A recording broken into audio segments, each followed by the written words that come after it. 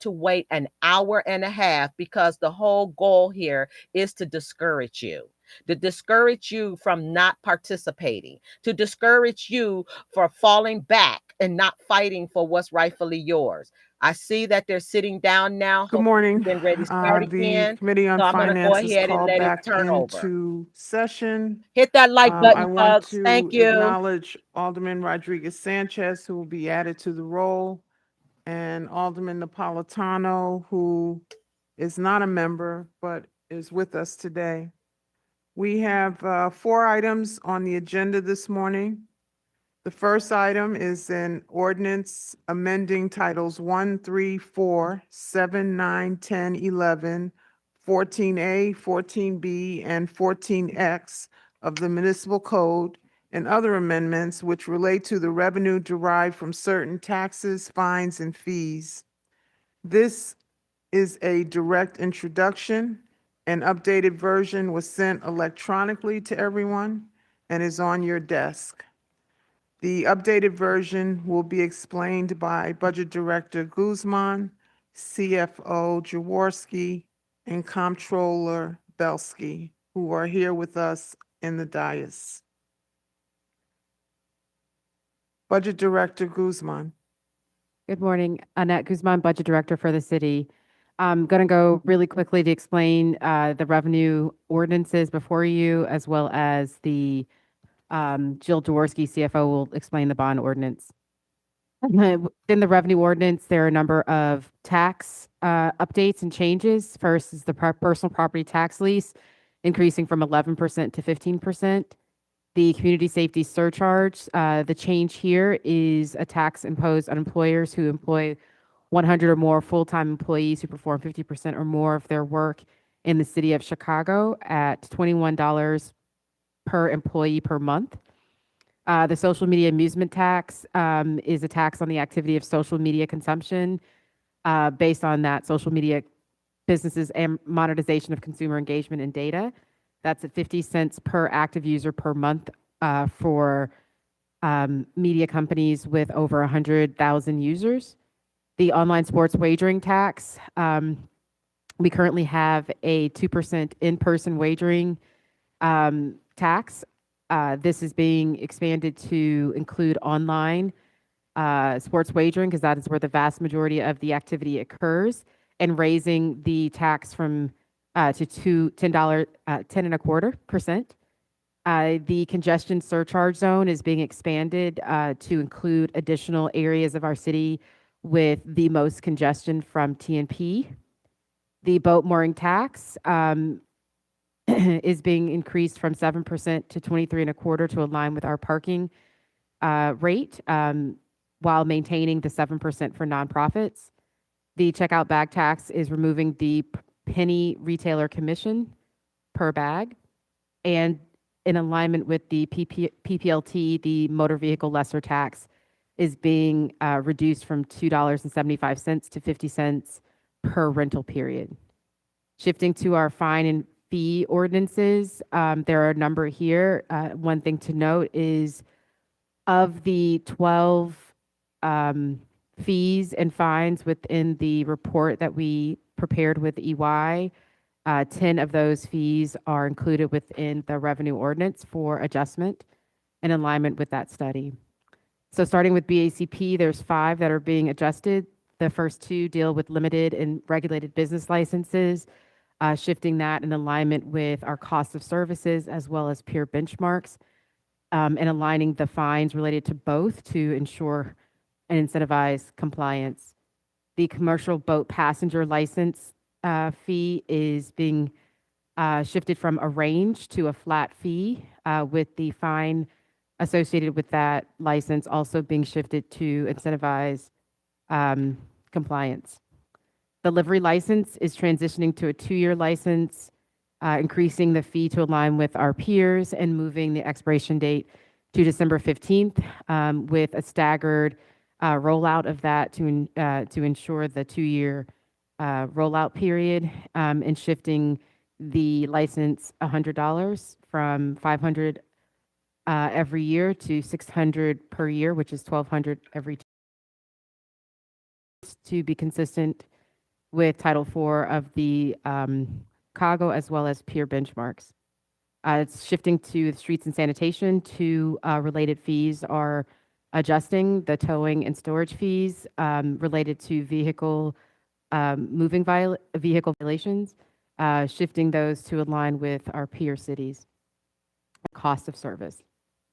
For the clerk's office, in addition to the biannual increase by CPI of the vehicle city sticker, they are adjusting the wheel tax on automotive dealer emblems to account for the different vehicle types, as well as including two new authorities under the clerk, which the first is to allow the clerk, beginning at the next time that we do a CPI increase on city stickers, to pause the CPI increase for senior-related city stickers upon her authority and upon consultation with the budget director, as well as being able to do at least one amnesty month per year for up to 31 days upon consultation with the budget director. For transportation, there's 4 adjustments to revenue ordinances. The first is the commercial driveway permit fee, which is adjusting the range and adding a penalty for noncompliance. The canopy construction scaffolding permit fee is being updated to align with the cost of inflation, as well as the parking of work vehicle, adjust the permit fee for parking of work vehicles obstructing the public way to align with the cost of services and the cost of inflation. And the final is to adjust the fine related to one call system that is administered by the Department of Transportation for violations of excavation and facility marking requirements. The range is now being shifted to $1,000 to $5,000 depending upon the violation.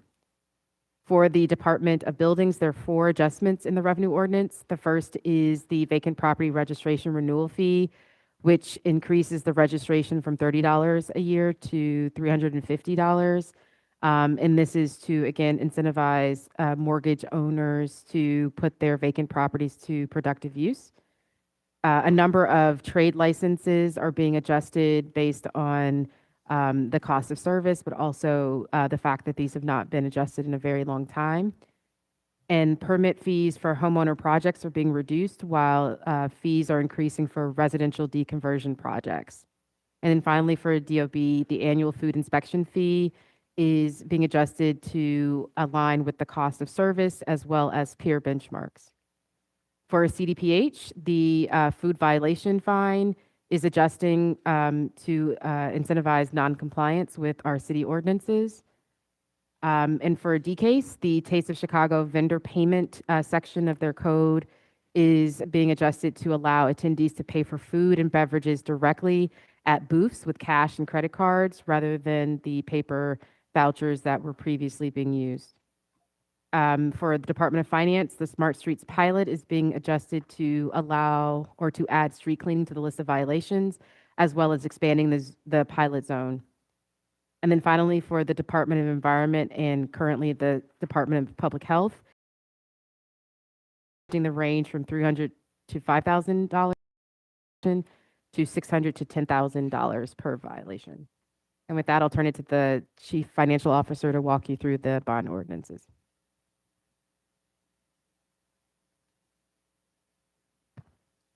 Thank you, Annette. We have 2 bond ordinances in front of you here today. Both of these bond ordinances will provide authority for the next 2 years. The first one we're going to talk about is the new money authority. The ordinance in front of you authorizes $1.8 billion in new money general obligation bonds. That money is $1.3 billion for future CIP projects, as well as $283 million for settlements and judgments, and $166 million for a portion of the retroactive payments related to the recently settled collective bargaining agreement with our firefighters. Typical of these authorizations, the authorization includes the authority to spend as well as the authority to bond. And so what we see with the CIP spending is that there's often a lag between when the authorization is given and the borrowings actually occur. That time is there for contracting, engineering, all of the pre-construction activities need to occur before the bonds actually have to get sold and fund the project costs. So if we move to the next slide, we've provided an illustration of how this works. I know this slide is as a graphic, it's a little difficult to follow, but we've been trying to find a good way to just illustrate the difference between the bonding authority and the actual bond sales. So if we take a look on the left at the hatched red line, what that represents is the 2020 and 2021 borrowing authorization. And as you can see, when you look at the solid red lines, which indicate the actual bonds being issued, those start in 23, 24, and we expect to use up the last of that authorization next year in 2026. So for each of these colors here, it represents a different authorization. And if we move forward to the black hatch line, that's the authorization of $830 million that was passed earlier this year for fiscal 25. And as you see, most of those bonds are being issued over the CIP period from 2026 through 2030. There's a few things that get spent relatively quickly under these ordinances. One of that is the private side lead service, the lead service replacement program costs. That's because we have ongoing projects, ongoing contracts and projects, and we're continuously spending that money. So that tends to go out pretty quickly. Menu money, often because the projects that are offered on the menu can be done quickly, also moves out faster. But other projects, bridges being a very good example, can take many years before they're completed because they're going to require contracting that meets federal guidelines, federal grants, and pulling a whole financing package together that's above and beyond our bonds, funding package, to pay for those projects. This slide goes through the detailed costs for each category under the bond. So these are the categories that you typically see for our CIP. Obviously the menu money, but also bridges, complete streets, street lighting, street resurfacing, the types of things we're continuously investing in order to keep our infrastructure maintained throughout the city. In addition, as I noted earlier, the retro payment is included here, as well as the settlements and judgments. And those really represent the extraordinary costs that are above and beyond what we have budgeted. So we typically budget around $130 million for settlements and judgments because the Department of Law has been very focused on settling cases and lowering our costs by getting them settled quicker. Doing the Watts Global settlement is a very good example of how dramatic the savings can be from this strategy. That's causing us to incur settlement costs that are above our budget. And instead of increasing those costs all in the budget this year and spiking up our expenses, we're spreading that out over a 5-year repayment period. If we move to the next slide, this shows our total debt service. The blue lines represent the existing debt service. The dark blue is the general obligation, and the light blue is the sales tax securitization corporation. These are the kinds of debt that really impact our corporate fund, our water, sewer, and O'Hare, which are paid out of those enterprise funds and by user charges are not included in this chart. The green represents the issuance of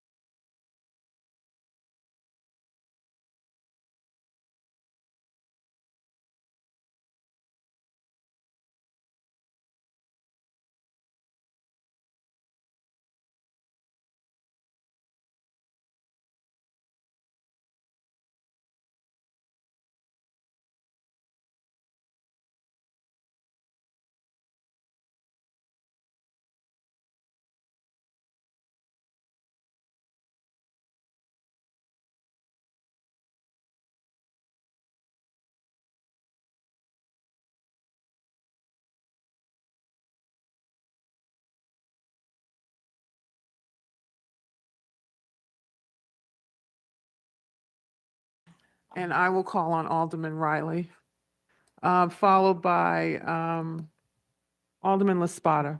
Thank you. Thank you, Madam Chair. I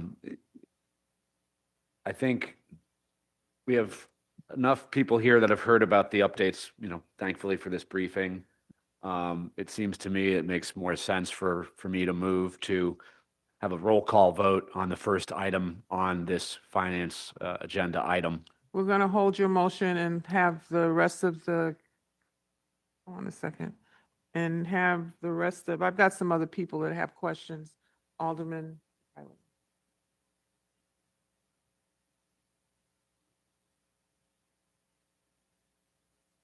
That's what I thought. He has the legal response. I'm just giving you the committee response. The legal response is that that motion is not appropriate in committee. We're going to have, Sorry, Madam Chair. I'd hate to move to overrule the chair.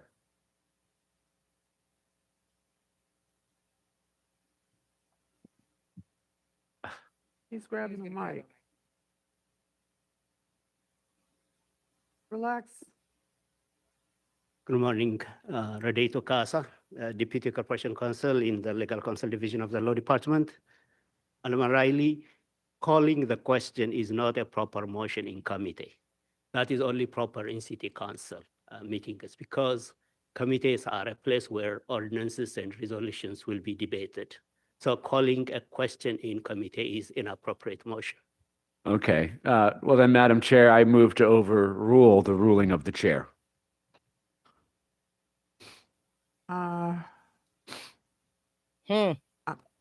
By roll call vote. They messing with someone who knows it.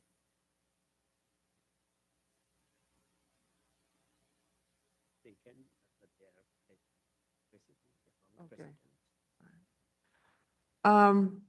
Alderman Riley, would you be so kind as to allow the other members of the committee to have their questions answered? So long as my motion is first entertained. I'm as soon asking as that you to concludes. rescind your motion. Oh, well, no, I'm not ready to rescind my motion. I would need strict assurance from you, Chairman, that after people have asked their questions, that roll call vote on that first item is called. Yeah, we would have to take a roll call vote on the first item anyway, because somebody would probably call roll call. Well, I just did. Right, but I want to have people have their questions answered, so when they vote, they know how they're voting. If that pleases my colleagues, I'm not looking to stifle debate or prevent there being transparency around this. So please consider it renewed upon the end of questions and debate. Thank you. However, since we are going to have questions, then I'd like to use my time to ask a couple. Sure, you were the next up, Thank you, Madam Chair. followed by Alderman Laspada, followed by Alderman Moore. Very good. So I think the budget team, I'm sure, has read the front page of the Chicago Tribune this morning, talking about County Treasurer Pappas's report showing that homeowners bills or property tax bills have gone up almost 17% after the reassessment, and these property tax bills have finally been issued 4 months late. And one of the key inputs for that massive rise in homeowner property tax bills is because commercial property in the central business district has seen its value fall off of a cliff. And that didn't just happen in a vacuum. It didn't happen because of an accounting error at the assessor's office. That's a direct result of some of the city's anti-business policies finally coming home to roost. Partly to blame is COVID and our slow recovery from the pandemic, but another piece is some of our frankly anti-business tax policy here.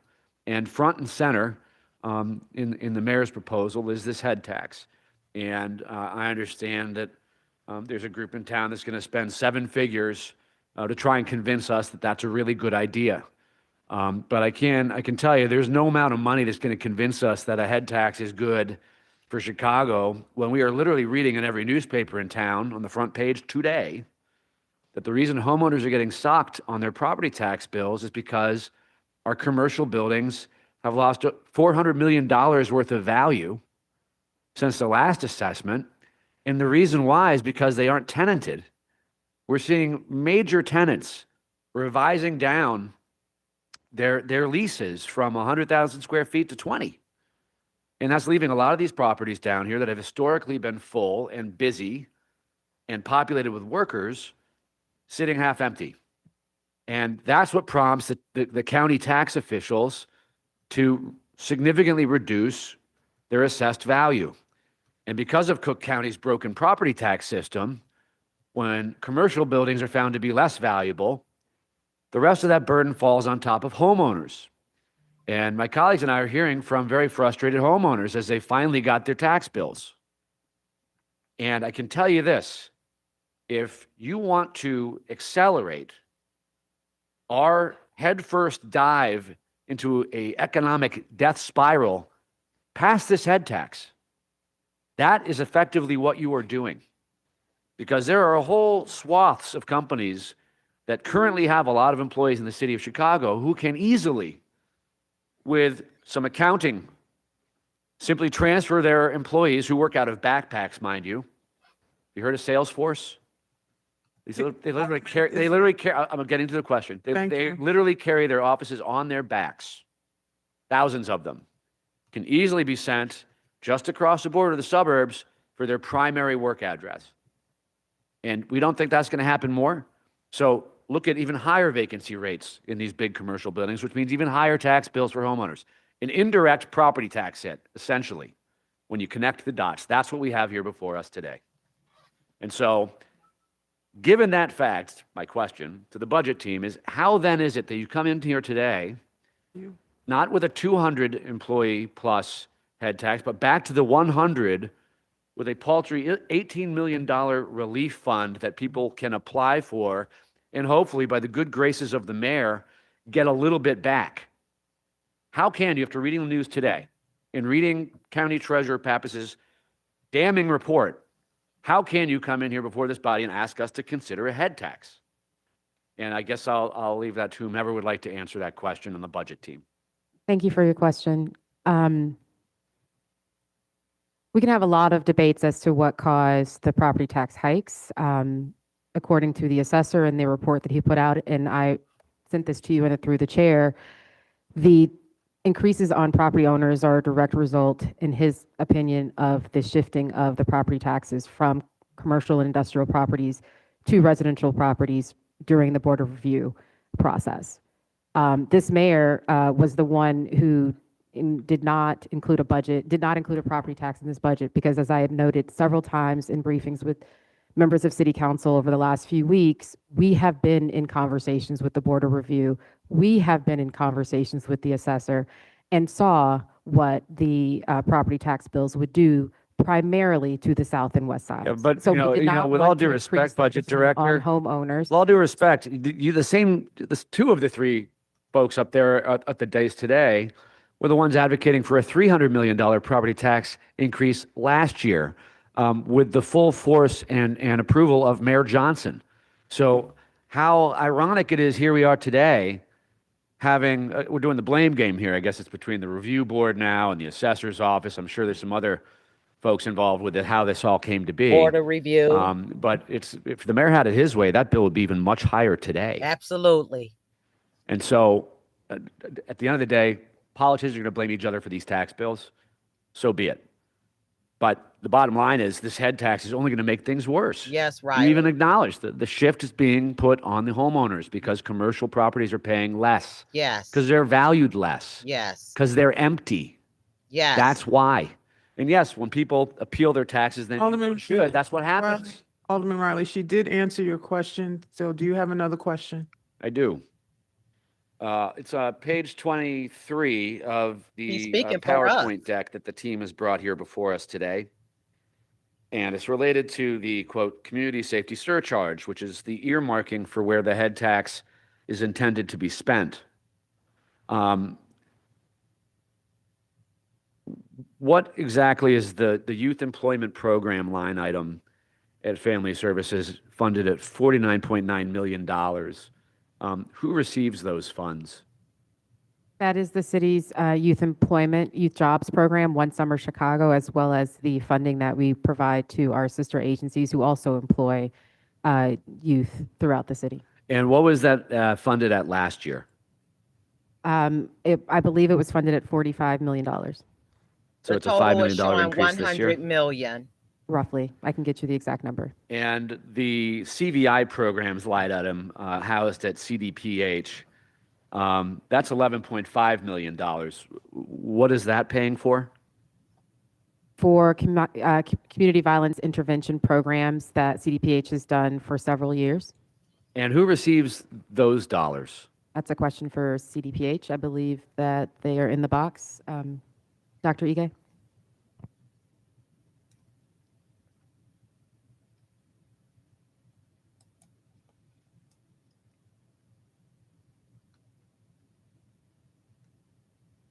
Morning.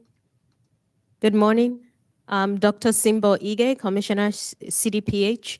The community safety funding for CDPH supports 3 areas of work: the street outreach work, which is a collaboration with a lot of delegate agencies that provide mediation services for those in conflict. We also Is that have, the CVI program, ma'am? Is that the one you're referring to? yes, CVI that- program. That was specifically my question. Thank you for answering it. Madam Chair, I guess this question is for you. I was wondering if the administration has had a chance to complete all of our through the chair requests, especially related to efficiencies. It was on my understanding we were promised a red line of the efficiencies that the administration has identified to date, and I'm not sure that we've received that yet. And obviously, that's a pretty important document for us to review before we can have a really informed debate about the mayor's budget packages. Do we have that yet? We have responded to a number of through the chair requests. The specific request from Alderman Vasquez, I believe, either was sent this morning or is being sent today. And also, there was supposed to be a forecast of the impact of cuts by department. Has that been transmitted yet to members of the city council through the chair? I'm not sure I understand your question. Do you know which alderman sent that one? She don't understand, but the other one does. Look at that. The budget director don't understand Point that of question. information, Alderman Nugent. I believe it was Alderman Lee. Alderman who? I Lee. believe Alderman Lee. Alderman Lee? Lee. Yeah. Both of those requests are, I think, incredibly timely and necessary for us to deliberate. So I would put a pin in those requests. You have a point, excuse me, Alderman Riley. Alderman Cicha Lopez, you have a point of information? I just wanted to get on. You wanted to get on the record for questions? Okay. You have any more questions, Alderman Riley? I think you've made your point about not receiving the, through the chair request that you are looking to receive. Thank you, Madam Chair. And just Okay. as I relinquish my time, a reminder that I plan on I'd like to renew my call for a roll call vote on the first item. Slow. She want to get that past Um, that. Trying to ignore Point it. of information, point of order? Yes. Or a substantive question, and I will certainly wait my turn for that, but I do have a point of order just to state He's for an alderman for the clarification, as downtown Alderman Riley was Chicago attempting location. to restate his motion. I think it's appropriate to make sure council confirms where we're at right now, because the practice in this body is when we submitted due pass motion on an item with a request for a roll call, we typically proceed to an immediate roll call. Now, there's no rule that requires us to do that. In fact, the due pass motion under our rules is a debatable motion. He checking And that's what her. we're doing right now. And I just want clarification that we are in fact in discussion and debate on a motion of due pass with the request for a roll call that you've agreed to, There Madam. was no motion for due pass. I didn't make a motion for due pass. I heard a due pass motion from. I didn't make it. So again, that's why I'm seeking clarification. So all of this right now, at your discretion, Madam Chair, you will allow this to continue as you see fit till everyone gets their questions answered and the panel has the chance to say everything they want to say, upon which time we will proceed to the requested roll call on a do pass motion for item 1. I believe that's where we are, and I'd like council to confirm that. Good morning, Rene Casa, Deputy Corporation Counsel, is the Legal Counsel Division of the Law What? Department. The motion made to the body is a roll call motion, if I understand it correctly. Alderman Riley did not make a motion to end the debate and make a roll call. Then make So a as I motion. said, yeah, a do pass motion. That means it doesn't end debate. That means debate and then vote on the matter. Deflect, deflect, deflect alert, deflect alert. Can you just repeat that? As I said before, motion to call the question is not an appropriate motion. I think we agreed on that point. So the motion made by Alderman Riley is a motion to pass, to vote on the matter by a roll call vote. That means after this body finishes its deliberations, it can go ahead and vote on the matter by a roll call vote. Alderman Urban? Thank you, Madam Chair. This ward was Ray, I- hit the hardest. Ray, This to, one right here. Howard, I have a question. A Brandon's superseding boy. motion, though, would potentially change the balance of what Alderman Riley attempts to do in moving to pass on the main motion. Is that correct? Yeah, there is motion to pass the main question by a roll call vote. That motion would be entertained after debate is done. You didn't answer my question.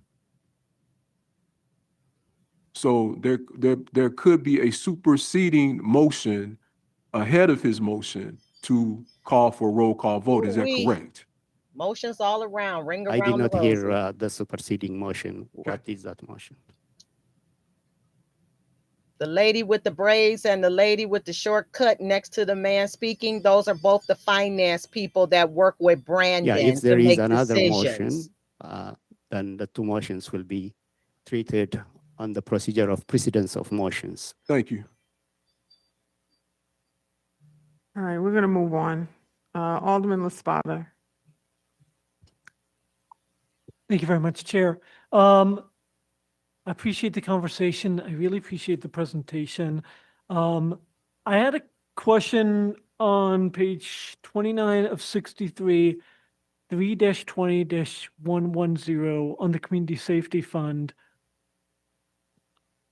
When we were initially talking about this, I really believe having a dedicated revenue fund for these holistic community safety investments is important. And I know it's important to my constituents. I'm concerned about the inclusion of end community business grants because I feel like it starts to get into a bit of a mission creep in terms of the purposes of that dedicated revenue fund. And I was hoping you could bring some clarity on that, particularly in terms of in both the short term and the long term, how do we put guardrails on this fund to make sure that it's accomplishing the purpose that it was set out for? So that would be through the ordinance itself. As you're reading the line before you, the purposes set forth are the only ones that the fund could be used for. I think that the inclusion of the $18 million for the small business grant is related to the revenue itself, and the fact that the funding that is received in this particular fund would go towards supporting businesses who are essentially supporting development within our city, hiring from specific areas of the city and so forth, which actually does help to drive down violence throughout the city. But Really? essentially, the way you would put guardrails on it is through the language in the ordinance itself. Okay. does this mean that now the projected revenue generated from the fund is 118 million or still stands at 100 million? And if it's still at 100 million, how does this alter the makeup of items we were initially going to be funding against this? It's 100 million. Initially, there was 18 million additional dollars in this fund for additional CDI programming. That's now in the corporate fund, and supports very similar work as this fund. So this is still $100 million. The $18 million grant program is for the small businesses. Okay, thank you for the clarity on that. I was wondering if we could go to page 10 of the bond ordinance presentation. More loans. Okay, so my first question is related to the purple columns, 2024 Housing and Economic Development Ordinance, which we passed in 2024. But going back, the timeline for is as a 2024 to 2028 pilot program. And I'm curious to understand how the issuance of those bonds extends into 2029 and 2030 based off of the current ordinances passed. The ordinance, the HED ordinance did not limit when those bonds could be sold. And one of the things that we talked about at the time was that we would issue the bonds when the money was being spent. And so the intent was always that while there was a general plan for how and when it would be spent, some of those expenditures are taking a little bit longer to occur for various reasons. So for instance, green social housing is a good example. That took a while because post the HED bond ordinance passing, there also needed to be a separate ordinance that established the residential investment fund and allowed for the green social housing projects. And then after that was passed this year, then there needed to be a selection of board members. The board had to be created and constituted, and is now in the process of hiring and moving forward to look at projects. So the time between the authorization for the bonds and the actual spending under that project, which is a significant project, about $135 million of the authorization, there's a lag time between it. But once it's moving, it's going to be, moving at a much faster pace. So we are matching as far as the issuances when the actual expenditures are occurring. And those programs can continue past the original period. So we can continue to fund them under the $1.25 billion of bonding authority into 2029 and 2030. So am I misremembering that there was a deadline on the pilot program? I believe so. Okay, I can make a point of checking. The 2025, looking at the chart again, the Hit that like 2025 button, people. CIP, Thank you. this is referencing We want all the Chicago bond to get this in issuance the that we passed algorithm. earlier, ordinance we passed earlier this year. All Cook County. Yes, that's correct. People need to know Okay. what's going on here. The ordinance that we're being asked to take up today, how would we see that? It's a little odd to me to see that not reflected in this chart. How would we anticipate the bond ordinance, particularly around capital and infrastructure, if it approved today, how would that be reflected in the chart here? So that would probably get spent from 26 out through 2031, 2032, ultimately. We did talk about adding in future authorizations into this chart, and when you sort of project out, they are going to generally look level, but actual spending in the capital side can be quite lumpy. So for instance, we were talking about bridges earlier.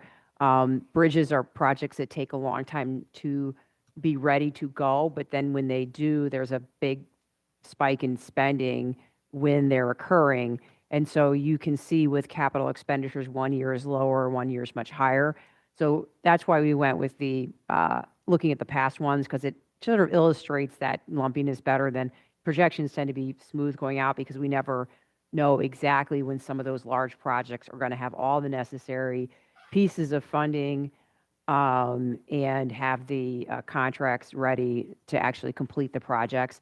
Street resurfacings, those kind of things, those are going on much more continuously, but some pieces of the program are much lumpier. Oh, okay. One last question for right now. So when I'm looking at the I think this is on the previous slide that was outlining purposes.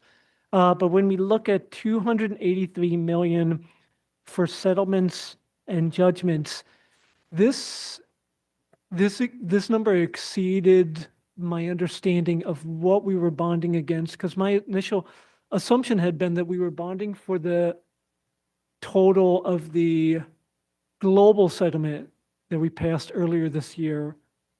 But and again, like my memory's a little fuzzy, but I remember that as 90 million. Do I remember the global settlement as 90 million? Is that accurate? That's accurate. Okay.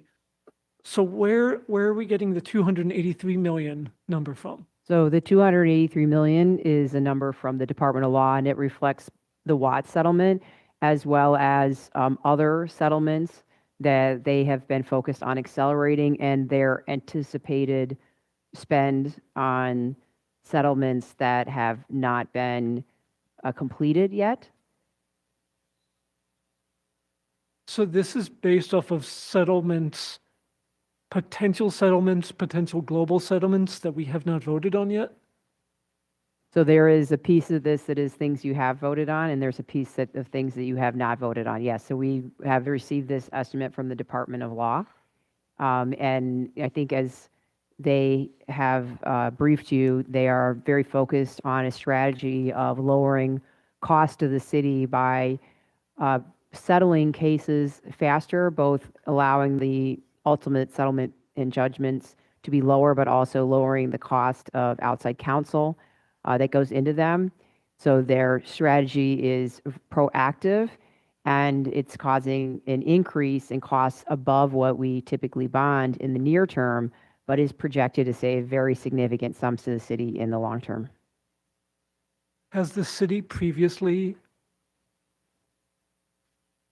The city, sorry to pause as I was figuring my words, but has the city previously issued bonds to pay for settlements in the past? yes, in fact, the city didn't used to budget anything for settlements and judgments. The city used to bond for all of them and would sell long-term bonds.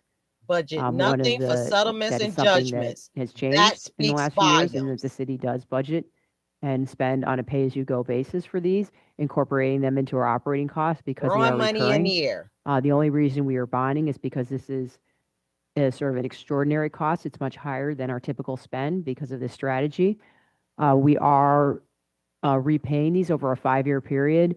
The 5-year period is designed to represent the minimum amount of time it would have taken to settle some of these cases if they were done on an individual basis. So we're spreading it out over essentially the budgets that would have had to pay for these costs instead of spiking up the budget in this year. Why did we move away from bond issuances for settlements? Because settlements and judgments are something that occur every single year, it's more of an operating cost than it is, it's not one time. This is more one time because of the size and the nature of it.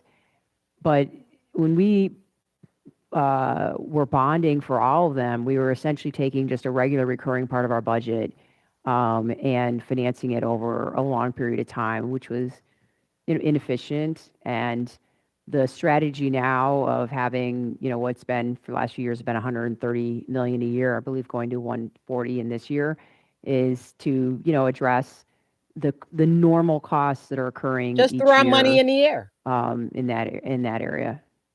These are not Okay, real those are all my accountants. questions for now. Thank you, Chair. Thank you, Alderman Laspada. Alderman Taliaferro and Taylor have joined us under Rule 59. Can I have a motion? So moved by Alderman Irvin. All those in And many favor others signify by too. saying aye.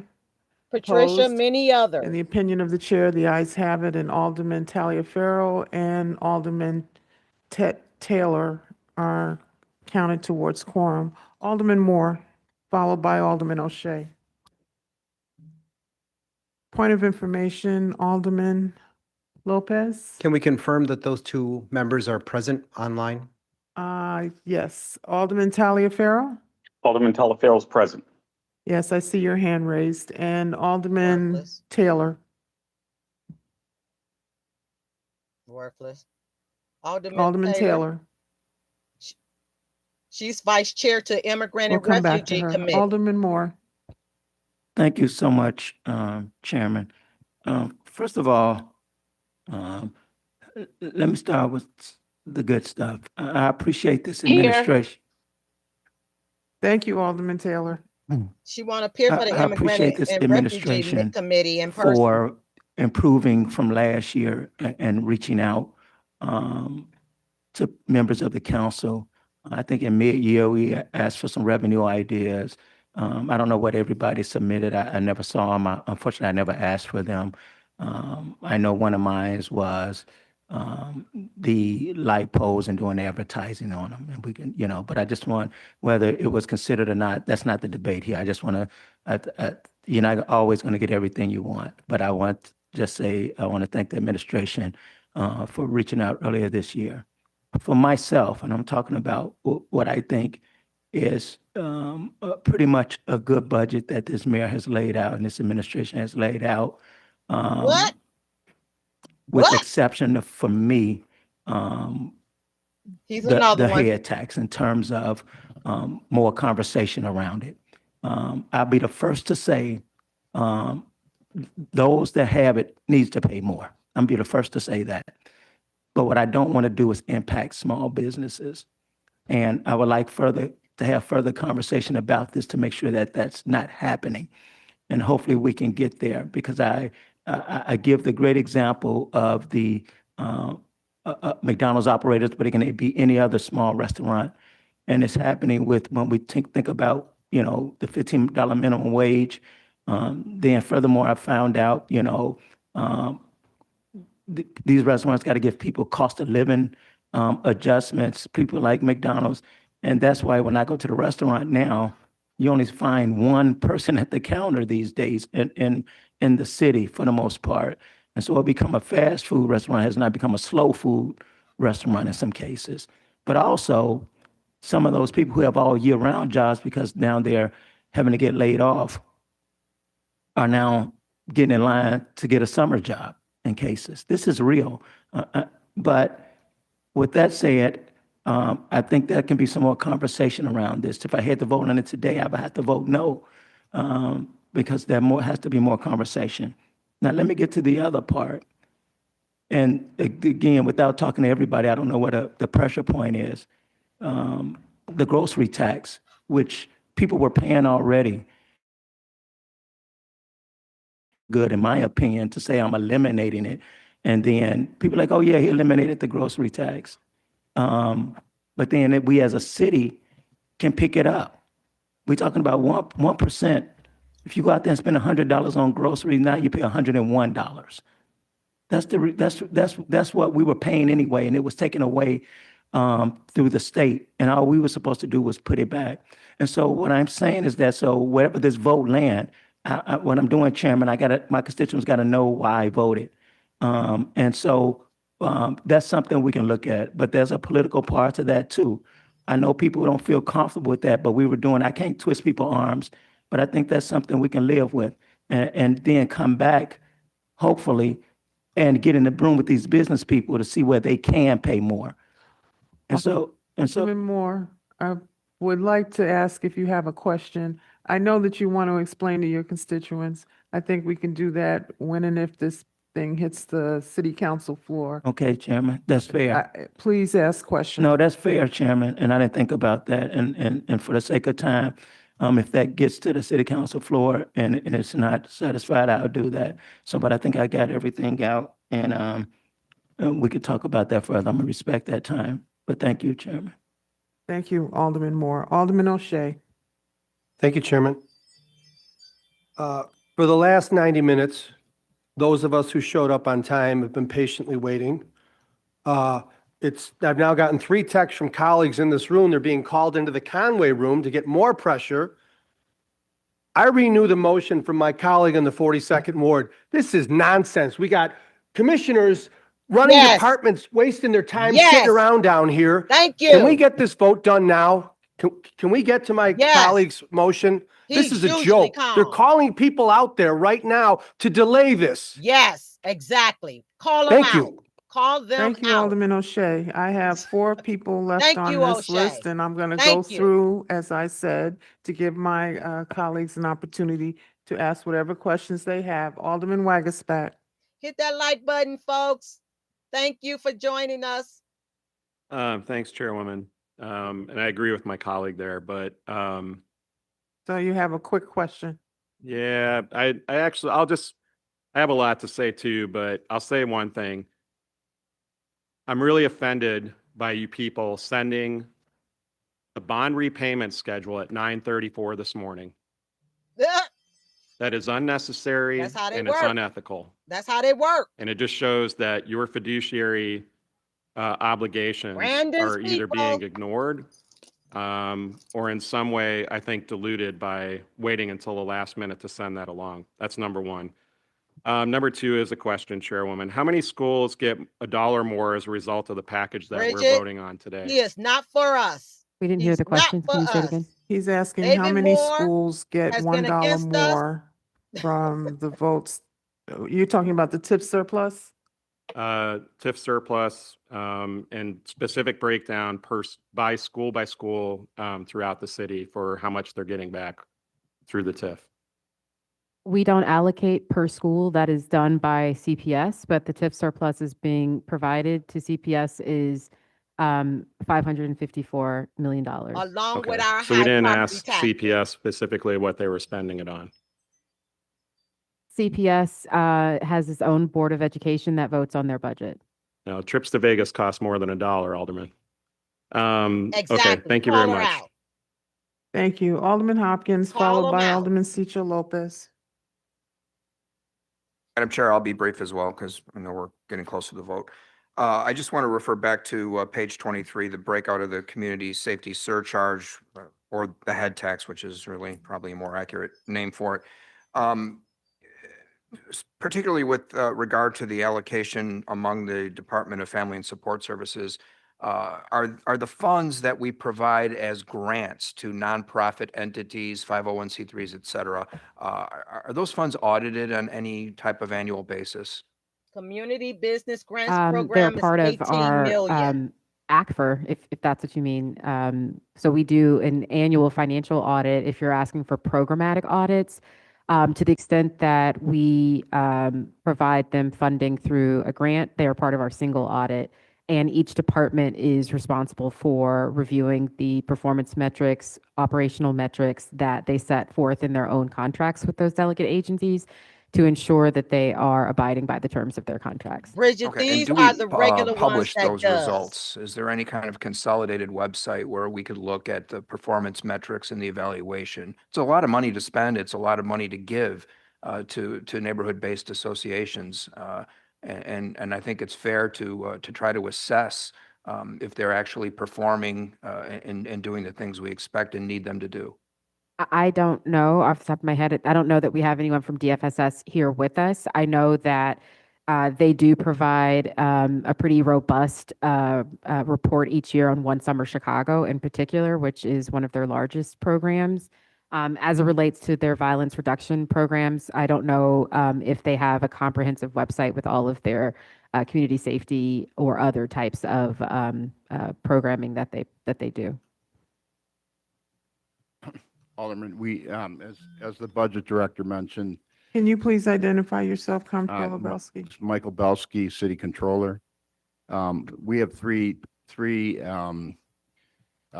divisions that do our accounting. One is for the general fund, the other is for our enterprise funds, and then for grant funds. And we do what's called a single audit for the grant fund.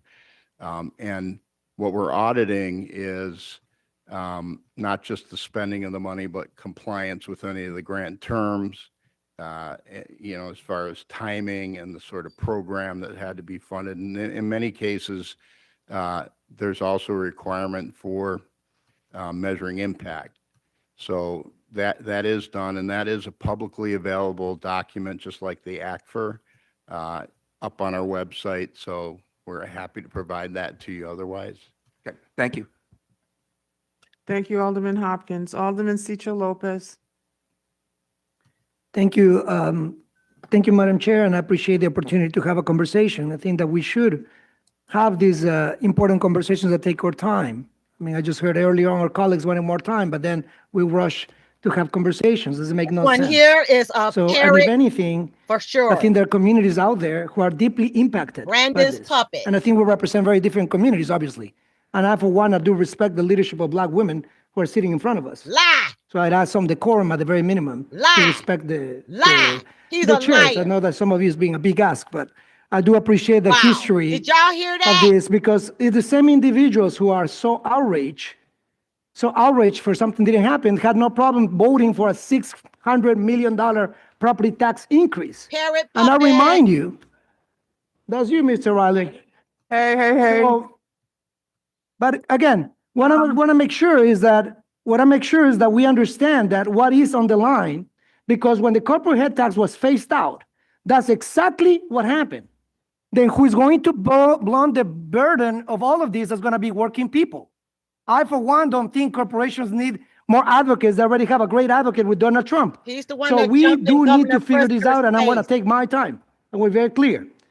My Brandon's question around the parrot. corporate head tax, is this a tax that the city of Chicago, one, had it? Since when had it?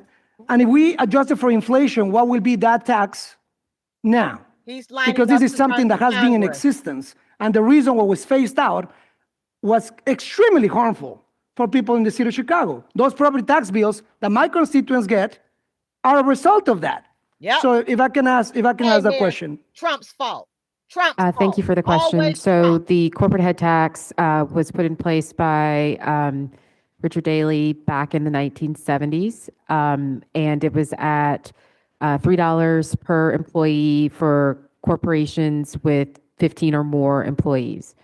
Over time, that threshold changed, and it got to about $4 per employee. $3. And I believe it $4. was 50 employees, corporations with 50 or more employees. It was repealed in 2011 with a sunset in 2012. Mhm. And what we are proposing is to reinstate the version of that as the community safety surcharge at $21 per Wow. employee for companies with 100 or more employees who work full-time Listen to the in the city markup. of Chicago at least 50% of their time. And the reason why it's $21 per employee is because if the tax had been in place and had increased by inflation since it was first Yes. instituted in the 1970s, it would be $21 Yes, per Patricia. employee today. Because they've been wasting So our money on if I get this illegals. clear, so this is a tax that was phased out under an administration that raised property taxes by $600 million because the holes that we will have to fill will come for working people. Make no mistake Look about how it. they co-signing each Uh, other. My other question in terms of the He don't represent his alternatives. constituents. I know that there's been conversations with the, reputable accounting firms about what the options are. And I echo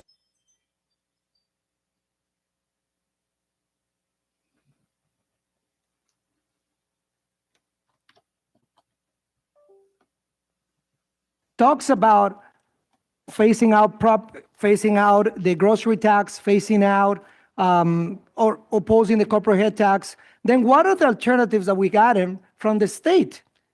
I hear oftentimes here in this body that Going we to keep Pritzker kicking now. the can down the Pritzker road. not giving no And I money do think out. that this is something that the state and city should figure out. But in terms of what are the alternatives that we have, because those gaps are significant, if you can remind us what will be the grocery tax gap and other gaps that we have, because I think that will explain why we have to look at corporates to do the fair share of taxes. That's where Thank you for the Pritzker comes question. in. First, as we have mentioned, I think we gave several presentations in the Revenue Subcommittee last year and this year. We are in a very constricted place constitutionally at the municipal level as to what we can raise as it relates to revenues. Um, And we're not the only ones. The city of Um, Chicago just happens to have the largest budget. um, We are limited. We can't tax occupations. We can't tax income. And we only have certain types of home rule authority. So we are already in a very limited sort of framework in our ability to raise revenue in order to provide services to constituents. Over the last couple of years, a number of things have occurred at the state level.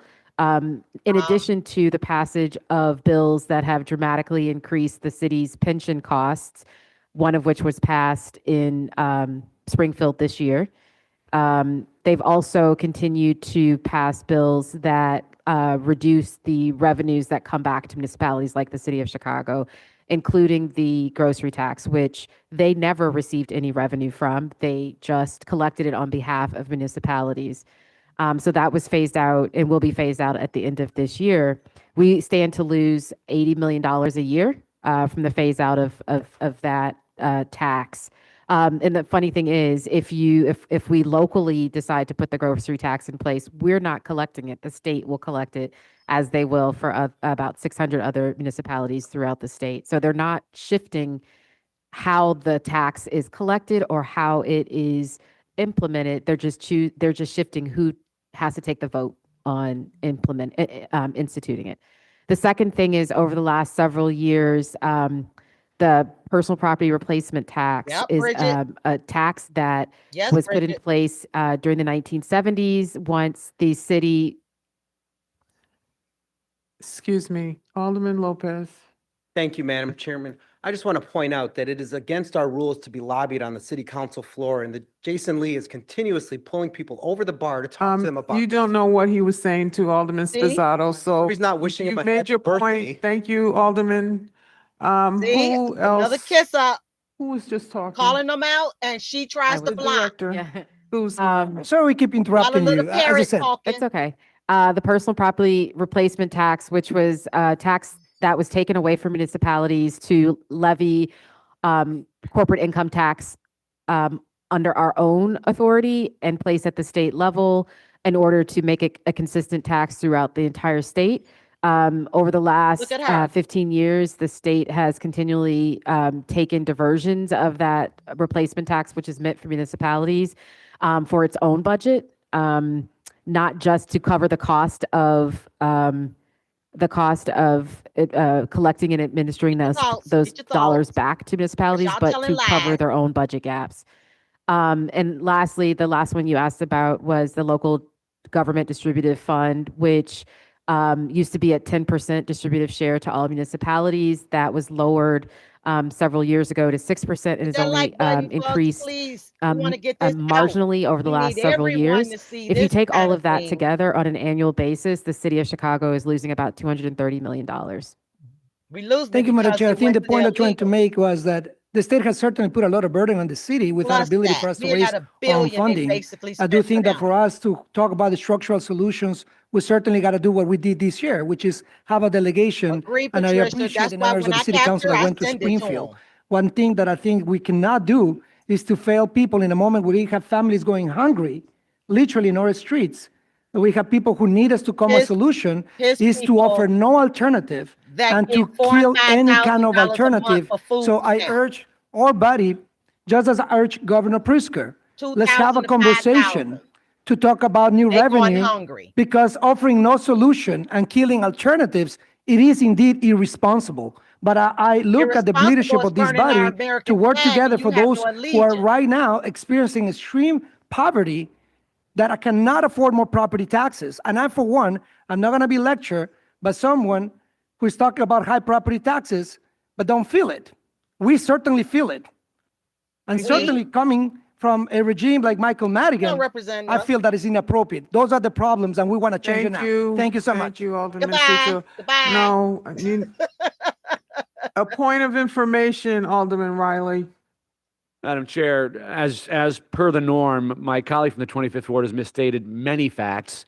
The first one being Speak that I up. voted for Rahm Emanuel's Well, $587 million tax Nah, let increase. us speak. My point of information is that this man owes this body an apology for misstating the truth. Thank Never you. voted for that tax increase, Byron. Point of information taken. Alderman Vasquez, followed by Alderman Beal. Yes, I mean, Bridget. how do you Yes. follow that act? All right, so, This Follow one it. is the I will. head of the illegal. Thank you, Madam Chair. This one right here, Sure. Vasquez. I'll start this right now. And Jeanette There are Taylor a number of support us who have him. no issue trying to figure out how business is going to put some skin in the game because the deficit is as big as it is. There are a number of us who, even if we understand that business should, think that it is irresponsible as hell to have this amount of debt, this amount of borrowing, this amount of deficit coming in You future spent it years. on the illegal. So although people want to frame it as about being pro or against the head tax, some people like responsible budgeting that our children don't have to pay for later. There were plenty of people who thought they had a great idea when they sold off a parking meter to solve a debt. I don't want to see it repeated. So I've got questions based on the bonding. Y'all listen to this one. What are you guys going to spend the money on? Because I just found out last week, I and members of this council for the first time found out that whenever settlements aren't paid for with appropriations, that we're borrowing money to pay them, separate from the Watts deal. But we found out about other money being borrowed. So again, which I asked last time, Don't how much take interest away are we from paying on my the money we're borrowing to illegals. pay back settlements? Let me pull that information for you. Don't take away from my illegals. Don't do that. They've already broke Separately, while you're doing that, Chicago. how much of the GO money is going to be used to pay off settlements compared to other projects when you're taking out that much on a bond? Oh, they talking about sorry, who the could you police ask the don't question again? arrest? Yeah, so if we're borrowing all this money and it's under a lump sum of different reasons to do so, what percentage of that money is going to go to pay off settlements and what interest is going to pay off settlements? Because again, and I know you guys said it like the Monday before, members of this body were not clear at all that that's what's happening with the money. If you're on the west side, make sure you check out my amount of- latest post. The amount of settlements is Let's talking about a $283 million. The annual interest cost on that is $9.6 million is what we're projecting at this point. And that's for like basically a year? What's the length of time that you're saying? That's for a 5-year repayment period, so interest and then 5 years. So it'll be about $60 million. Welcome all. Hit Yep. that like button coming in, please. We want to get this message out there. It's not that you like the Point of content. It's informa- liking it point so of that the algorithm information. can share it. It is, so based on the debt payment schedule that was provided this morning that Alderman Wagaspack referred to, it was 283.3 million of principals, the CFO stated, but it was it That's amortizes, his so the job, total Bridget. interest was 41,768,000. He get paid 6 figures to defend the illegals. Not 9 million. I'm sorry, I'm just going off my notes here. I will look at that file right now. I'd love a definitive That's answer. the total It'd be that's the great. total for 5 years, to be clear. Alderman Vasquez, continue. Yep, absolutely. Well, I'd also like to know what controls are in place for decision making. I don't want to get to the point where we're finding out of where we're borrowing money without the council having a way in, especially for That's all they co-equal do, branches borrow trying to figure money. this out. So what controls are in place and how are decisions made as far as money being borrowed to pay off settlements? Hey, Rick, welcome. So, as far as using a bond? Thank to do you it? for How's that get driving. decided? Because we Thank know you the for body joining. didn't even know it was happening. You get to see our So circus any show. bond authority that we have used And why we to got the pay off brokenness settlements, going as, on. as Jill said earlier, one, this council and this body routinely approved bonds for that purpose. And so there were bonds available to use. So that's the authority, the bonds itself. So my question and what I would like changed is per settlement where this is happening, the body having to know about it, being reported out, and having to figure out some level of decision making by a co-equal branch.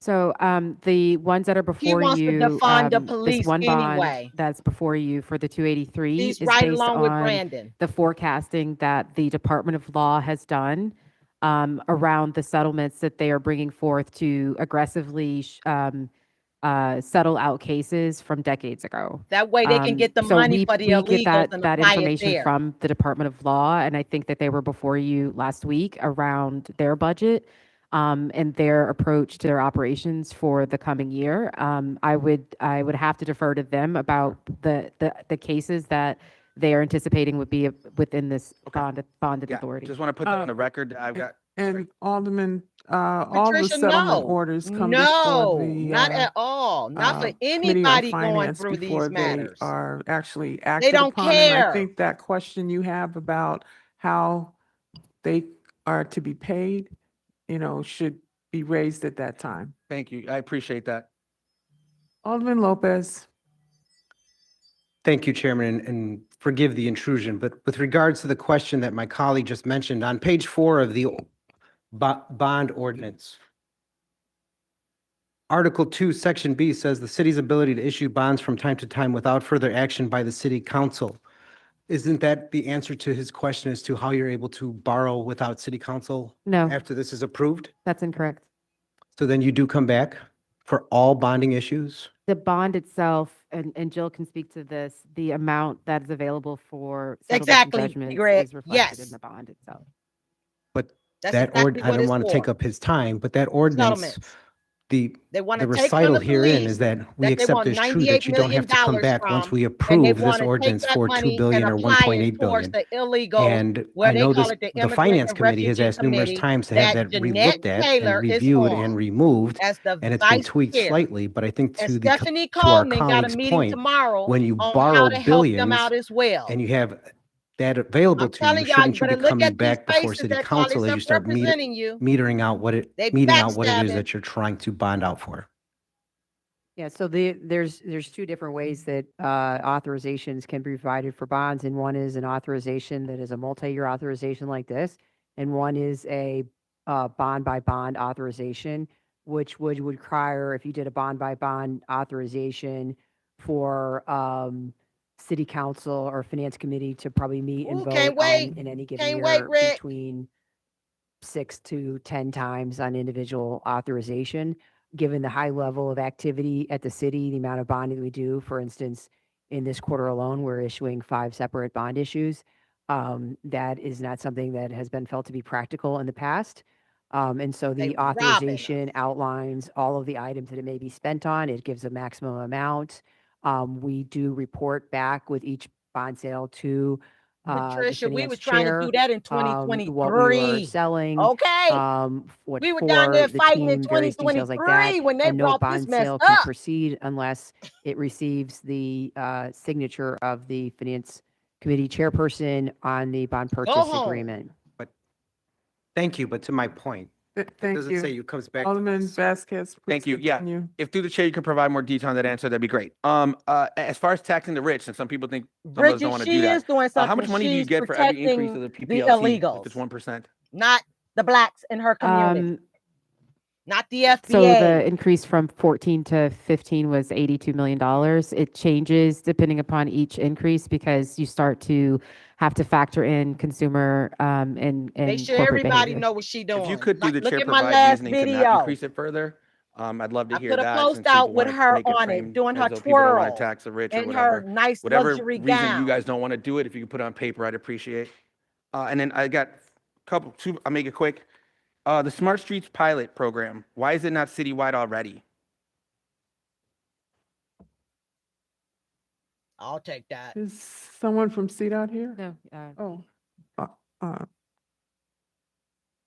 I mean, Speak. I can just speak to, the current program, first of all, includes technology, and the technology is relatively new. So I wasn't here, but the council approved about a year-long test, and we just limited it to bike and bus lanes. Yep. And that resulted in, I think Oh yes, Bridget, check it 26,000 out. violations, raised She got to an the alliance. state about She sure does. 700,000. I got And the proof. based on I bring the aldermanic invoices, complaints and just those receipts. logistics of having an adjacent area. I So told them what I we're do. proposing to expand it From Brandon on by down. 125%. I research, I find And and adding expose. violations like street sweeping. Keep And messing over our money. we Taking us are like getting 2 we new just vehicles. nobody. There's 4 right now from CDOT and from Department of Finance. And, we're projecting net of cost to realize $6 million.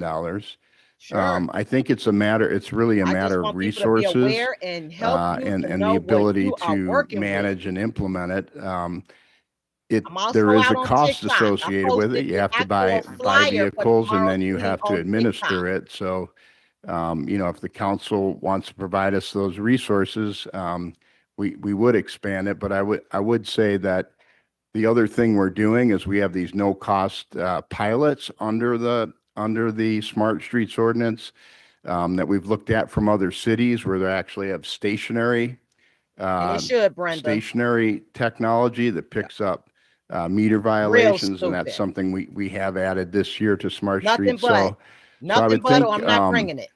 it's sometimes smart for government to operate incrementally and perfect what we're doing. And so I think this expansion will allow us to do that, but also by keeping an eye on new I'm also a technology. certified You know, it business might be at and some point in time technology that we do not analyst. have This is what I parking do. Get to the enforcement root of the personnel or problem. vehicles. AI might be able to pick up a lot of the violations. So if we get too invested in it, we might have sunk costs and not have the opportunity to take advantage of. I appreciate the answer. I just think that government, and definitely this government, has not shown itself any level of quick when any level of technology is involved. We had a pilot and expected it to start a year after it started. That was a couple of years ago now. And so not having anything up when we were talking about cameras on vehicles, when you guys are asking for money to pay for, we could pay for cameras on vehicles that just generate more revenue. It's the same way we look at investigators that generate revenue or DOF or anything else. The fact that we're not looking to do that and expand it citywide off the top is embarrassing. Not towards you. I know you just got here, so I don't mean that personally. No, all of them. But if we're not looking at actual ways to get revenue, and that's not a tax. You know what you could do if you don't want to get taxed by it? Don't block a bike lane. So the fact that you could literally do that, or speed cameras, and figure out ways to get revenue for people who just violate the law. It's a whole bunch of the It's a illegals that do problem. that. So They the don't last thing I've charge 'em. got is We the see vacant it property all the registration renewal time. fee. How high can you go? Is there a limit? So I'll let Commissioner Hopkins weigh in, but for all fees, we can't go above what are the cost of providing the services. So we always have to be mindful of that Sure. as a gating point. But I'll turn it over to Commissioner Hopkins. Good afternoon, Alderman. Marlene Hopkins, Commissioner for the Department of Buildings. Can you repeat your question for me, please? Absolutely. So, and I'll frame it. For years, a lot of us in this body have said all these landlords that keep these vacant storefronts and get a write-off off of it have not been held to account. So I do think that raising the rate for the renewal, the registration renewal fee for that makes sense. I want to know how high we can raise it legally, because they should be maxed out. If it's more than 350, they should pay more than 350, I guess is my question. So for this particular category, it is for the mortgagees. So the mortgagees Yes, are the Patricia. actual ones that hold the note for the mortgage. And when they start their foreclosure proceedings, they are not monitoring the properties to determine if the individuals that were residing there have left. So when we go out to do our inspections in response to a 311 request for vacant and open buildings, we are finding that a third of the registered initial registrations are coming from mortgagees. So they're not being responsible in monitoring their assets. And so as a result of this, you figure the manpower, the time for the inspector, the cost to board and secure the building. As Budget Director stated, we are looking to bring the fees in line with our actual costs, and we will continue to do evaluations of the various categories of required registrations, and will, act accordingly and work closely with the Budget Department. Okay, if you could do the chair send any kind of information on the evaluations, I think us knowing that would be helpful, and I do appreciate the work. That being said, there's a lot more work that needs to be done on this budget. My hope is that we're able to figure out a way to land on something that's responsible. I think we need a full pension payment. I am gravely concerned that we're doing what councils in the past have done, and that's try to solve a problem for 1 year that leads to much larger problems in future years. We know next year is going to be even harder, and so I know that it's not easy for us to make the tough decisions, but they're necessary.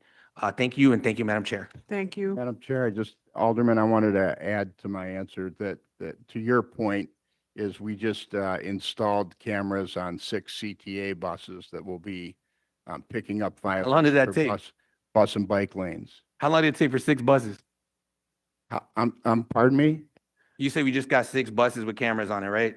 I'm trying to figure out how long that took. 6 CTA buses. Yeah, how long did it take? Was it a month? Was it 2 years? We just entered in an intergovernmental agreement And it's started being tested in October of 25. Okay, thank you, I think, Alderman yeah, it's West. amazing. We need to go fast. Alderman Veal, followed by not Veal, Alderman Beal, excuse me. Alderman Kazada. Thank you, Madam Chair. I just got two quick questions. During CDOT's hearing, I asked for information that I have not received yet about all the finances that were spent from that particular department by ward. Is there any anticipation of that? CDOTs through the chairs were sent to the budget committee a week ago. Okay. Was that included? We can go back and ensure that it was, but like I said, all of CDOTs were sent a week ago. Okay. And secondly, my other question, we talk about, all the things that we're saying that the state doesn't allow us to do in order to raise additional revenue. Do we need the state's authority to make cuts and efficiencies? Ooh, No. Okay. Thank you, Madam Chairman. what did she say? Alderman Kazada. Thank you, Madam Chair, and They thank do you to everything else. everyone who's presented thus far. My question, to go back to the corporate head tax, in 2011, when we still had the corporate head tax at its full rate, does the budget director know how much money we were generating at that point? What was the revenue we were generating with the former head tax? I think it was around $40 million, but I can get that for you after today's meeting. And was that They earmarked always toward getting it anything, back or to is you. that just going toward We waiting on a corporate budget? 5-week report It was in the general fund. from General fund, okay. $500,000 And so we're looking at $21 used for today. the That's the study of proposal. reparations. At 100 employees and more, 5 and we're weeks looking to later, have that go towards $500,000. an initiative How are that you allocating our that major money? industries have been saying is their number one priority is having community safety. Is that correct? Yes. Okay, so I've heard some concerns that folks have with, the 100 employee level. Some folks have floated the 200 employee level. If we go up to 200 people at $21, we would generate $83 million, correct? Yes. Now, has there been conversations or has there been an analysis done by budget around whether or not we could, or what it would look like if we actually raised the amount per employee, if we raised the amount of employees that would be taxed? So instead of $21 for companies with 200 employees or more, has the department done a revenue analysis of if we raise that to $30 and what that would generate? We have not done that analysis. Okay, and then do we have an analysis of the amount of companies or businesses that have over 200 employees? So we currently, as I mentioned in the hearing, I think I've been in so many hearings at this point, last week, we don't receive data that have employee data as of the tax information from when the tax was last in place. And as you know, businesses have grown, they have more employees today.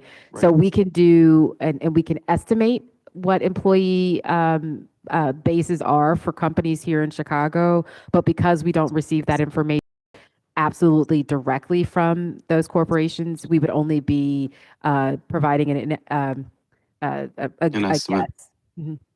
So when we start taxing folks through a head tax, we would actually start generating that data, and we would have a better analysis of how many employers there are that have that many employees, et cetera, correct? Correct. Okay, that's really good to know, because I think that the compromised $21 level, which doesn't account for the amount of tax breaks that corporations have been given over the past number of years through Trump's tax breaks, would give us a really good analysis as to how many corporations there are that could pay in their fair share. A question that I have for you, Budget Director, is do you know how much money in profits Google made last year?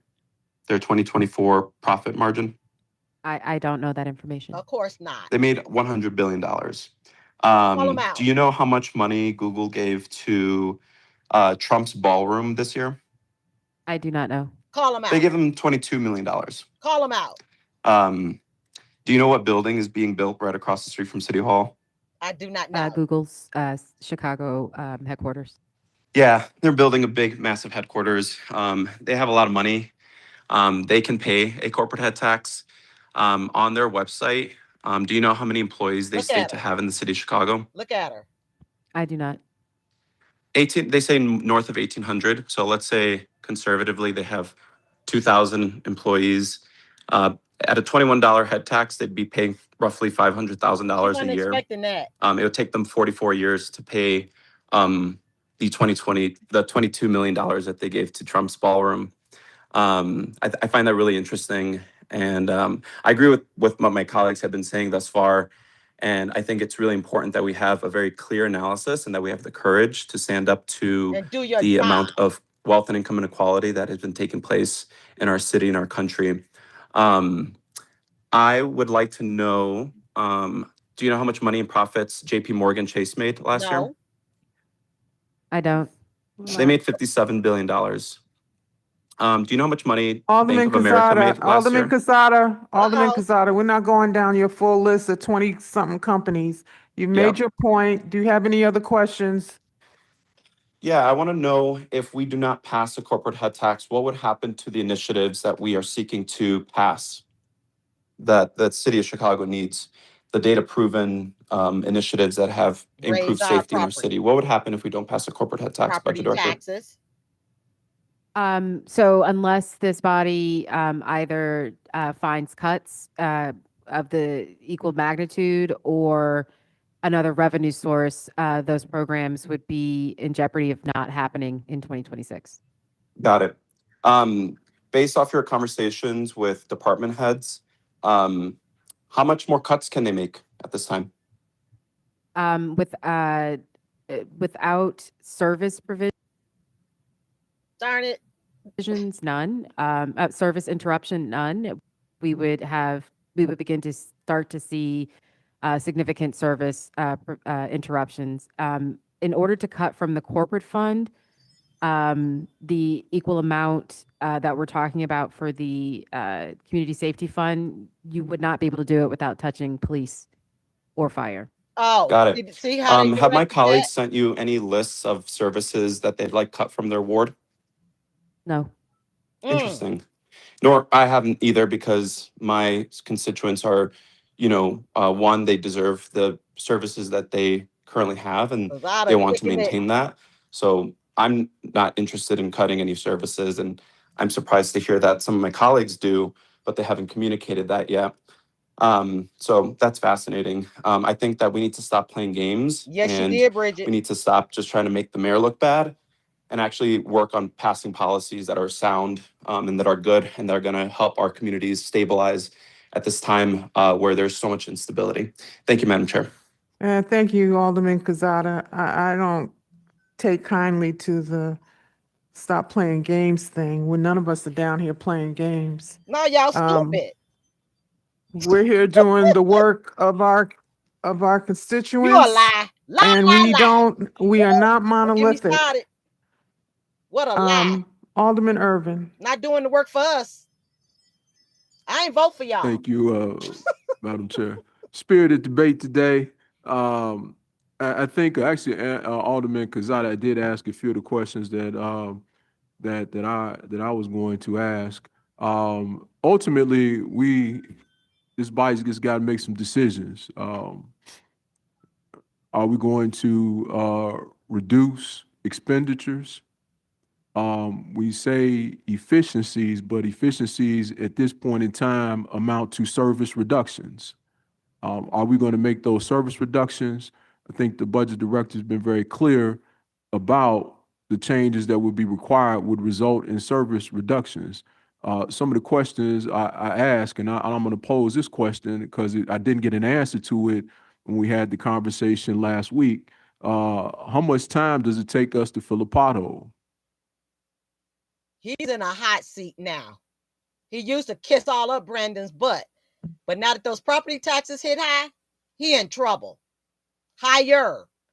2 and 3 times Good the afternoon, amount. Alderman. Craig Turner, Acting Commissioner for CDOT. 7 to 10 days to fill a pothole.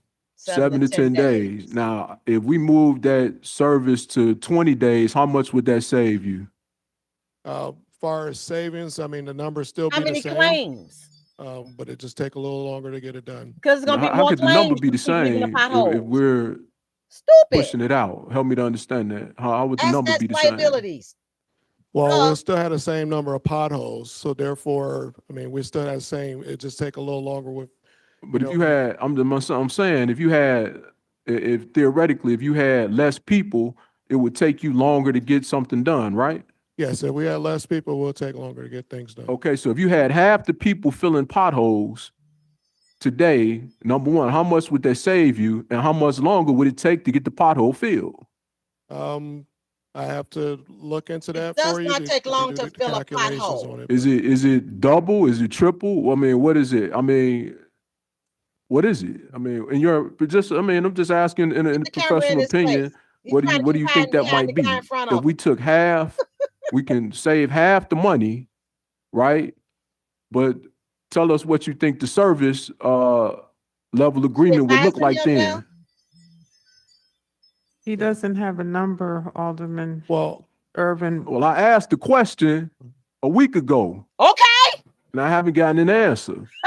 That's what they Because that's do. what we're talking about here. We're talking about Call them out. reduction of expenses. Call them out. We're talking about reduction of expenses, and we need to know got and fire understand what under the his butt. impact of those reductions in expenses will be. And for us not to know if it's gonna take us 10 days, no more 20 spinning days, or 30 around days to fill a anymore. pothole if we reduce expenses, constituents is again, lighting it's him us shooting up. in the dark. So again, if we are talking about Erwin gotta reducing get off the costs, pot. we need to know what that means to Ms. Jones. We need to know if we say we're going to reduce costs on filling potholes, we need to let Ms. Jones know that it's going to take 30 days to get the pothole filled. Can I give you some perspective if that's Sure, I'm hope somebody got something to say. Yeah, so just within the corporate fund, salaries and wages amount to $2.6 billion. Of that, 58% or 1.5 is CPD.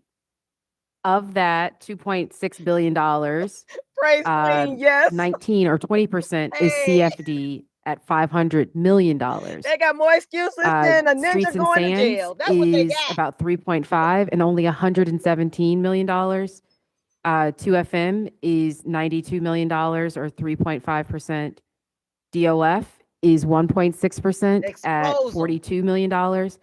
All remaining 30 departments in the city of Chicago, all of the others, is 12.3% at $300 million. That's why I keep saying, if you're going to do this, the only way to cut, you have to hit CPD. What? It is Okay. true. Well, let me tell you this. I'm not signing up for that one. I'm just letting you know I'm not he signing gonna up be rolling in to some further flames. reduce public safety. I'm not signing up for that. Nor am I signing up to kill summer jobs for kids in this city of Chicago. Nor am I signing up to reduce community violence interruption and prevention in the city of Chicago. y'all know Nor am I these people signing up to lying. reduce They are expenses on lying. gender-based violence in the city of Chicago. Nor am I signing up Chairman, to reduce. you select. Chairman, Let me. I'm gonna get to my question if y'all let me. get to it. I'm gonna get to my please. question. Okay. So you talked about the corporate head tax reduction, and if that is removed from the budget, then those programs that have been delineated for that would be essentially eliminated. Girl, unless know another it's going revenue source on. or See, if when you bring the cuts devil are on the front identified. Do you have another revenue source not what he or wants. anything that the department has identified that would alleviate this? is on the Not that platform we being have put forth, and we haven't received any in response either. Okay, Bridget. Okay. Better have So your no protection. new That's all revenue I got to to say. the table, no That's what they expenditures to the trying to do. table, reductions to the table. Can we pass a budget that's not balanced? No, not by state law. Brandon been trying to Okay. purge the police The other thing before he got in office. we must pass. Excuse me, Alderman Irvin. Alderman Vasquez, you have a point of clarification? Yes. Last week I asked through the chair for a list of And wouldn't want to be any kin either. efficiencies Him and his that wife ain't got nothing Ernst but and Young problems. provided that the they city did head. not go That's with, why he and a doing his reasoning job as to right why. now. I don't think I've received it. I was wondering if it That's was why sent. he coming out and doing his If work. it hasn't been sent, it will be sent He today. is rolling But his as I said fire. before, I'm telling y'all. of the 100, we He have usually implemented or beginning to siding with implement Brandon. 76 of those. Not all will achieve savings in year one. The only reason I bring it up is when it's being presented that we didn't bring this up or something. Like, we were asking for this. We would like answers. So thank you. That's all, Madam Chair. Now, Alderman. he turning the cheek. Now he's and like, oh let no, me just say Brandon, this. now you got me. Brandon At trying the to end get of the his day, gift this money. comes down to a value question for us. And that made him matter. I'm gonna say it. That's what the I devil didn't say it do. last time. Everybody wants to get to heaven, but nobody wants to die. He Again, not.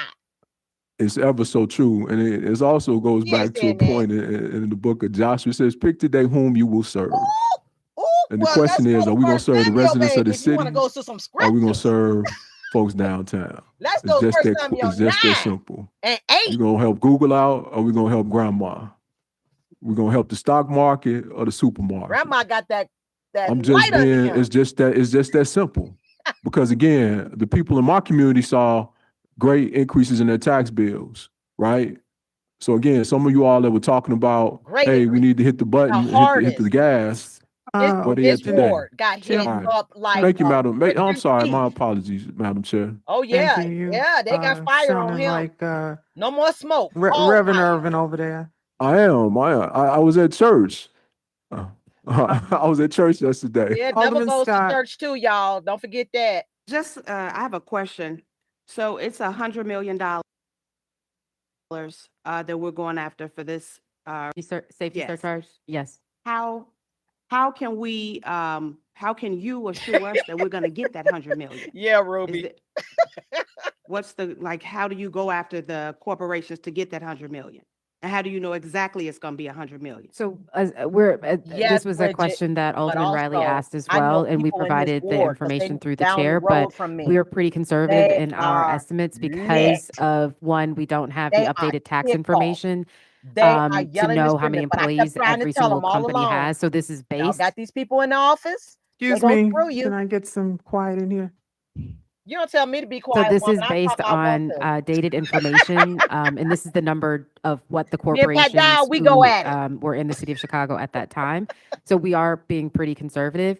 How do we go after know the who to dollars? slow Well, her one, roll they're with, 'cause you required know I'm to not that spend one. to pay it if this ordinance is passed, like they did in the past. And to the extent that, and there's a lot of different ways that the Department of Finance's revenue division can know if a company is supposed to pay something and they're not. So they audit and then they enforce if a company is not paying, like they do on all of our taxes. That's it. She's not buying it. All the See, that's Vice what Chair happened when y'all Conway, kept you supporting only get this Brandon. because you're the Vice Chair. Thank you, and I am only going to ask a question. You know, I have no aphorisms like everyone's afraid to fall, but nobody wants to climb. I have nothing like that to add in. He's trying to run for mayor, y'all. All right, and I love it. I love it. No love. All right, it's a question. I will leave it to a question. You know, and it's kind of a point of information off Don't Alderman vote for him. Wagaspack and Vasquez. I'm just looking at the debt payment schedule that was sent out this morning. I just want to make sure I'm reading it right. It looks like, for example, in the 2029 capital and infrastructure plan for 2029, would that be interest only payments until through 2048? I just want to make sure I'm reading. No, that's not correct. Oh, you're looking at an issuance that's modeled in 2029. Yeah, I was looking at the debt payment schedule sent out this morning. It looks like 2029 CIP, for example, it's all interest only until Yeah. 2049. So, Same you know, with when we model these things are going to change based upon things like whether we do refundings or not, achieve savings, create pockets where we can amortize things earlier. So in the initial financings that we're looking at, 26, 27, we're amortizing those over about a 21 year period where we're starting to make payments in 9 years and financing the whole thing in in 20 years, and that's being done in 26 and 27. We're modeling at this point initially some of these later deals as wrapping them how around they those. That is not abusing our necessarily, taxes. also going to be the case, just like the bonds we did in this year, where we initially modeled a wraparound, but we, ultimately took advantage of where we could amortize the bonds shorter and Yes, built in Bridget, more principal repayment in the that's a near fact. term. Well, I mean, even looking at the Boom. 2027 one, it looks like that is interest only until, 2036, so a 9-year period. yeah. Is that, I just want to make sure I'm reading that right. Mhm. That's Okay, right. But That's right, Ruth. we would This certainly is be what they happy do, to try to get amortize this the under bonds our much noses earlier, like we don't even and it know would nothing. increase They the play us cost of like the we budget. stupid. Yeah, I have, I said I'd only answer Our questions. I have kids will be grave paying for that. concerns about the backloaded nature of this. Sure, in that Tyler, regard, my but I will pleasure. make no other statement than that. Thanks Thank for you, Madam joining. Chairwoman, for your indulgence. Thank you, Make sure y'all Alderman hit that like. Conway. We got to get the algorithm up on this because we got Alderman to show Irvin. people and get this out to Thank the you. White House. Are there Let any them see other all of this. speakers here? Why they not giving them federal funding? With that being the case, I'll move to lay Alderman Riley's motion on the table, and if that is They don't successful, to crap. recess this committee until the date and time that you set forth at the beginning there. No. Get this solved. He's probably one of the 7 that voted yes to defer it until December 2nd. Is that a superseding motion? It is superseding. No, you got to get to the original vote. Okay, so we will have a roll call on Chairman Irvin's motion. I will acknowledge that is a superseding motion. But not O'Shea's. Would you repeat your motion for the body, and then I will call for a vote? Tyler, I My call him Baby motion Huey. is to lay Alderman Riley's motion of move do pass on the table. And if that is successful, then to move to recess to the date and time that you set forth, which I believe was, can I December 2nd. explain? She asked me to explain. If you want to say something after that, you can have the floor to do that. Shut up and I have talk. the floor now, sir. Again, Do both of them. let Shut me up to the start other over person. again. Talk. So I lost my train of thought. Again, my motion is to lay Alderman Riley's do pass motion on the table. And if that motion is successful, to have a motion to recess to the date and time that you initially set forth, which I believe was December 3rd at 10 Second. a.m. He All don't right, even so have it we'll right. take the first motion first. I don't know that That's we fair. can do. I'm okay with that. And again, if that's successful, then we'll move to the second one. All right. Thank you, you for ma'am. joining, Brenda. So Thank what you we're for voting spending on time is with to us. Have lay yourself a blessed Alderman day. Riley's do pass motion on the table. I will call the roll. Vice Chair Conway. Alderman On Laspada. digital. So you can't Alderman hear. Hopkins. Alderman Hall. Alderman Mitchell. Alderman Harris. Alderman Beal. And you can't see Alderman it because Lee. they don't have the digital board up, which they usually would Alderman do, Ramirez. so that everybody publicly can Alderman see Quinn. how they're voting. Alderman Lopez. Alderman Moore. Alderman Curtis. Hi, Aspen. Welcome. Alderman Thanks for O'Shea. joining. Hit that like button for us, Alderman please. We want Taylor. this algorithm to get out there. Alderman Mosley. Alderman Rodriguez. Alderman Scott. We want to show Alderman everybody what Cito Lopez. Chicago's local Alderman governance Burnett. does with our money. Alderman Irvin. Alderman Taliaferro. Alderman Cardona. Alderman Wagasback. If y'all haven't already, subscribe, because I Alderman keep bringing Rodriguez the facts. Sanchez. I'm bringing the news that is real. Alderman Quezada. I have many posts Aye. on a lot of things Alderman that's going on Villegas. here. Alderman Mitz.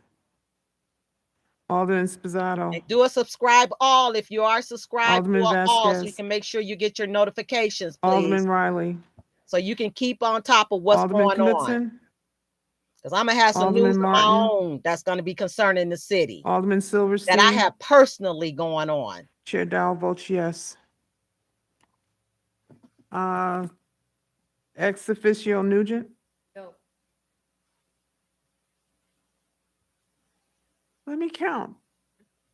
Let me count. That's right. The original What was video it? we captured, No More Money for You guy, down there at City Hall. 18, My 18, husband was filming at the time while I was having a conversation and captured that. And we made sure 19 yes. everybody to see that. 19. Everybody. The vote was 19 yes and 18 no's.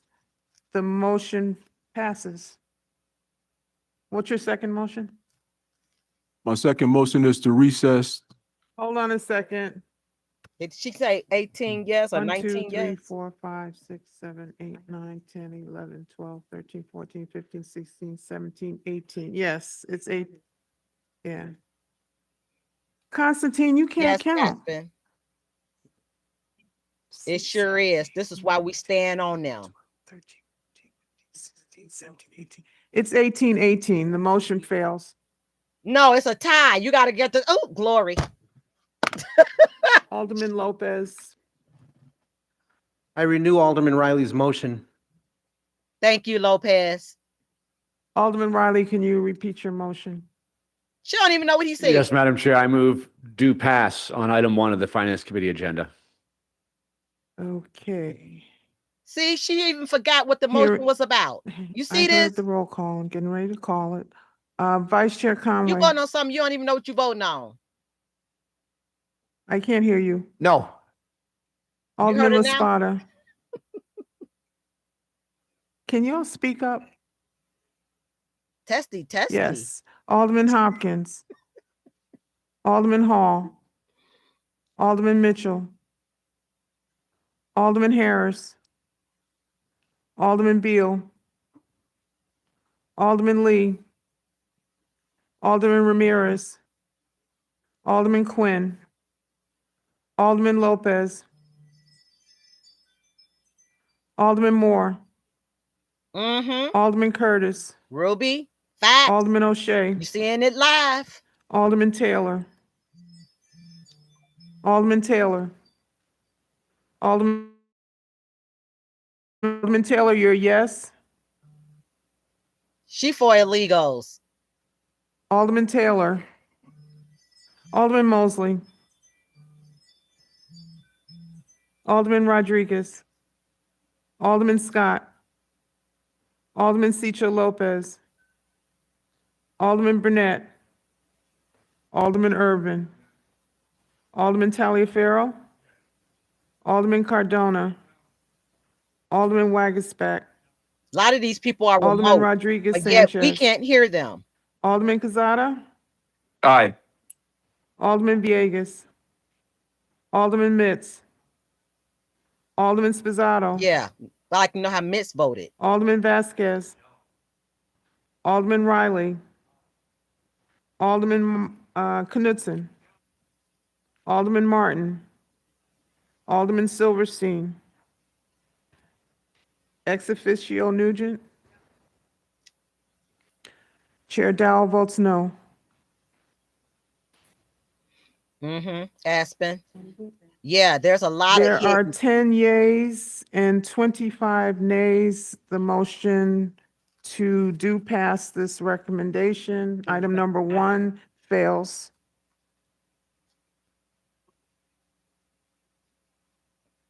You got some spiteful people on this board. Y'all relax, relax. There's a motion on the floor to adjourn. Vice Chair Conway. Alderwoman Dow, I was a no. You were a no on the, well, the vote's closed now, Alderman. Oh. Alderman looking at Laspada. Motion to adjourn. Alderman Hopkins. Alderman Hall. Alderman Mitchell. Alderman Harris. Alderman Beal. Alderman Lee. Alderman Ramirez. Quinn. Alderman Lopez. Alderman Moore. No. Ruby, Alderman Curtis. she need to retire. O'Shea. Alderman O'Shea. Alderman Taylor. Alderman Mosley, She act like she getting frustrated doing Alderman her job. Rodriguez, 6-figure salary. Alderman Scott, Alderman Lopez, Cicho Lopez, Thank y'all for having this conversation with us. Alderwoman Taylor's a yes. okay. Alderman Taylor got you this time.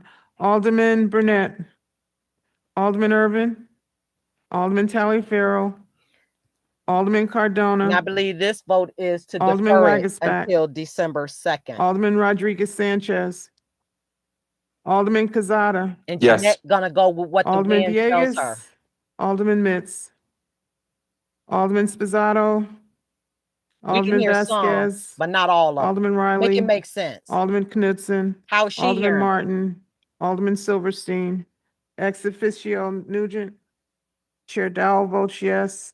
It is Hey, Lanita. 33-2.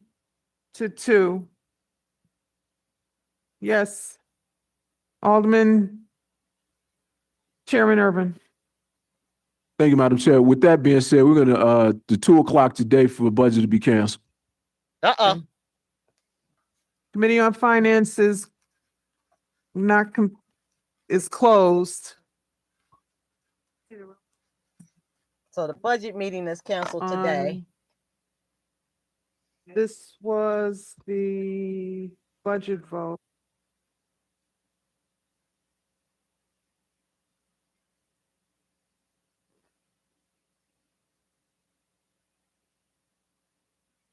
All right, look like they're dispersing. You get to see some of the alders down there in the front as they're walking by.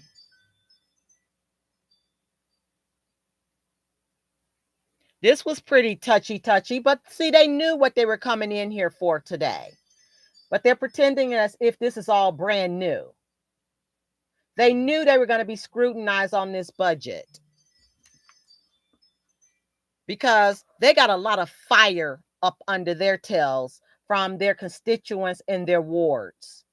They're not playing with them. See, when they kept sitting back and not saying much of anything, that's when all of this kept spewing out of control. Now that it hits the pockets of the homeowners, and also it's going to hit the renters too, if all of this passes through. Now they want to scream and holler. Now they want to yell about things. But where was all of that when we were down there in 2023 telling them to stop the budget and giving money out to these illegals that are coming in here costing for all the services? Our tax dollars are going to them, and the top tax dollars are going to the Chicago public schools. And you see the scores and all around the country of how well they're not doing. But then they want to lower the standards for the children to make them appear smarter. Make it make sense. I'm telling you all, I got those posts all on my channel. I copied them. I wanted to make sure that everyone knows exactly how they are playing us in Chicago. They think that those who don't know any better are still going to just shut up. And a lot of them do. And those who do know better hardly speak up. But some of them do. I happen to be one that know better and will speak up. And I have told them to their faces that that's who I am. I will tell you, I will research, I will find it, and I will expose. Brandon thought I was joking. But when I come down there with those facts, Brandon not looking too happy, just like he's not when we have our reporter down there at the after press conferences that go on. That's Mark. That's on Shy Guardian Deep South Press Corps. Yes, we are constantly staying in that tail. We are on those butts. Rest assured, I got all kinds of things going on myself, but I have to stop sometimes because you know what? This ends up being more critical and affect everything else that you got going on. If you don't stop it at the source, and this happens to be our source of problem, when they constantly coming for our pockets, this is when we get hurt because we're not challenging them. They think we're afraid to say anything, and then they'll try to pull all kinds of little tactics, like keep us from the meetings and kick us out when we do get in the meetings and when we're speaking up in reference to something that is going on. So that's why I said, no, don't fall for the okie doke, y'all. We got to stay in those tails, and we got to make sure that we light them up. Keep the fire under their tails. So with that said, thank you all for joining. I'm going to get on to my next missions and things that I got pending for me today. And I'm thankful that all of you all have attended because I wanted you to see exactly how they play things down here in these meetings. When they're called out, they got to answer. And when they don't answer, that speaks louder than the volumes. To show you by looking at them and seeing how they are addressing the matter. Yeah, the eye fluttering or the and et cetera, all of that continues to go on in these type of meetings that are they think that are all closed doors pretty much because a lot of people don't attend these meetings. But when we put them on blast and we show who they are, then they start realizing it. They know I'm one that will. All 50 of them know about me down there. So that's why they know that there's those of us who's not sitting back and won't continue to either. Blessings. I love you all. Make sure you hit that like button if you haven't already. Make sure you subscribe and make sure you subscribe to all. Make sure you share out. We want everybody to wake up. No more woke. Wake. They need to awaken and know what's happening right up under their noses. And check out the last post that I just put up. It's about a 2-minute short that gets right to the point about this property tax stuff and also the constituents and how their eyes were closed when we kept trying to tell them, wake up, wake up. All right, until next time, later.